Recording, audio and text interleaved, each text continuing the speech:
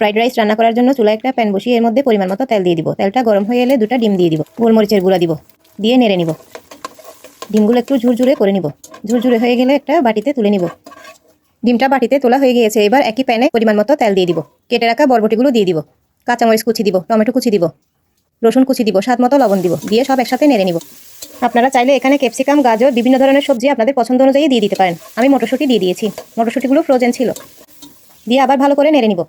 এবার আগে থেকে সিদ্ধ করে রাখা চালগুলো দিয়ে দিব। কারণ আমি চালটা তেল দিয়ে সামান্য সিদ্ধ করে পানি ঝরিয়ে নিয়ে নিয়েছি। এবার সব একসাথে ভালো করে নেড়ে নিব। ভালো করে নাড়া হয়ে গিয়েছে। এবার এখানে টমেটো সস দিয়ে দিব, চিলি সস দিব, সয়া সস দিব, গোলমরিচের গুঁড়া দিব, দিয়ে সব একসাথে নেড়ে নিব। এভাবে ভালো করে উল্টিয়ে পাল্টিয়ে নেড়ে দিতে হবে, যাতে সসের মিশ্রণগুলো ভাতে গায়ে লেগে যায়। আবার ঢেকে রান্না করে নিব।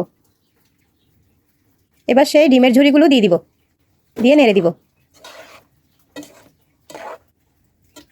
নাড়া হয়ে এলে 2 মিনিটের মধ্যে রান্না করে নিব। 2 মিনিট পর আরেকটু নেড়ে দিব। সুন্দর একটা স্মেল আসার জন্য উপরে 1 চামচ ঘি দিয়ে দিব। ঘিটা দিয়ে আরেকটু উল্টিয়ে পাল্টিয়ে নেড়ে দিব। এভাবে আপনারা চাইলে খুব অল্প সময়ে বাসায় ফ্রাইড রাইস রান্না করে দিতে পারেন। পরিবারের সবাই খেয়ে খুব খুশি হবে। এবার ঢেকে 2 মিনিট রান্না করে নিব। 2 মিনিট পর আমি পরিবেশন করে দেখাচ্ছি কেমন ঝুরঝুরে হয়েছে আমার ফ্রাইড রাইসটা। আমার রেসিপিটা কেমন লেগেছে আপনারা কমেন্ট বক্সে জানাবেন। আবার কোনো একটা নতুন রেসিপি নিয়ে হাজির হব। আল্লাহ হাফেজ।